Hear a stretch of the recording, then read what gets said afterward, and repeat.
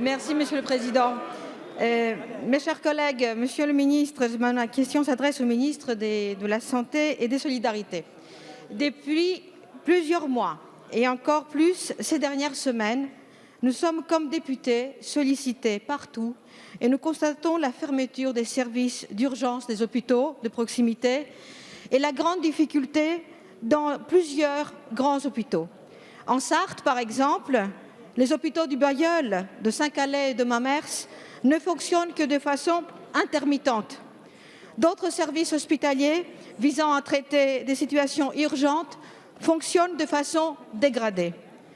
La raison en est l'insuffisance de médecins et de personnel soignant. Le Ségur de la santé nécessaire a montré ses limites, puisque les personnels manquent, quittent le service public ou n'y viennent pas. C'est une spirale vicieuse, Monsieur le Ministre, puisque l'insuffisance des personnels augmente la charge de travail et décourage celles et ceux qui y sont. C'est malgré l'engagement fort des professionnels, je dirais, une sorte de sauve qui peut. Vous avez annoncé des financements exceptionnels pour l'investissement, mais c'est le fonctionnement et l'attractivité qui posent problème aujourd'hui.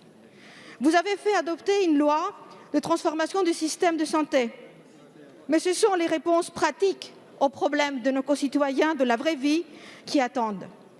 Où et comment faire prendre en charge un malade? Qui pour me soigner en cas de malaise grave ou inquiétant? Qui peut m'aider? C'est les questions quotidiennes que nous avons. Et ma question donc ici est simple, Monsieur le Ministre. Quel est votre plan? Quel est le calendrier? Combien faut-il de soignants?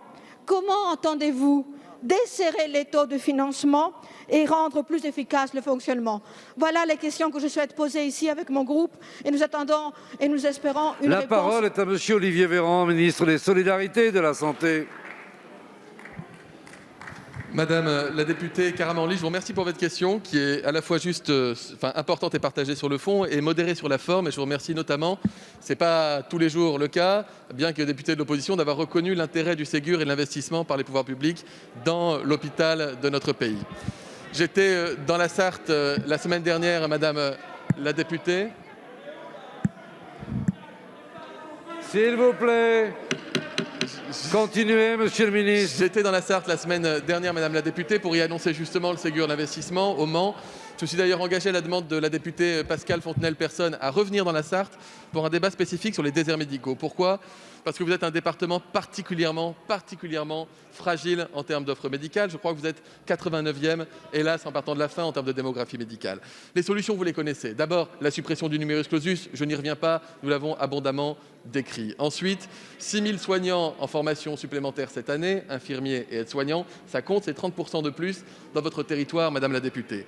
Ensuite, les services d'accès aux soins pour faire davantage coopérer les médecins de ville et les médecins hospitaliers pour qu'il y ait une participation conjointe à la régulation, à la prise en charge des soins non programmés, avec des plages de soins non programmés réservées tant en ville qu'à l'hôpital. Ensuite, ce sont les coopérations interprofessionnelles. Dans le PLFSS, Madame la députée, c'est le cas sur la filière visuelle, par exemple, où des orthoptistes peuvent désormais prescrire des lunettes, parce que l'accès aux lunettes et aux ophtalmos en Sarthe est très complexe. Et puis, toutes les dynamiques innovantes de territoire. Ce que j'ai vu au Mans, Madame la députée, avec ce centre de cancérologie qui sort de terre et dans lequel vous avez des médecins extrêmement motivés, avec des plateaux techniques dernier cri, vraiment dernier cri, dignes des plus grands CHU, eh bien, dans cette dynamique-là, les médecins me disent « Nous avons réussi à attirer des jeunes qui viennent dans notre territoire parce qu'ils y ont vu là des outils de travail modernes. » Eh bien, le Ségur d'investissement, les 19 milliards d'euros pour désendetter les hôpitaux, reconstruire les hôpitaux, numériser, moderniser les hôpitaux, c'est autant d'établissements, c'est-à-dire 3 000 au total en France, qui seront demain plus attractifs pour l'ensemble des professionnels de santé. Le temps, Madame la députée, de les former.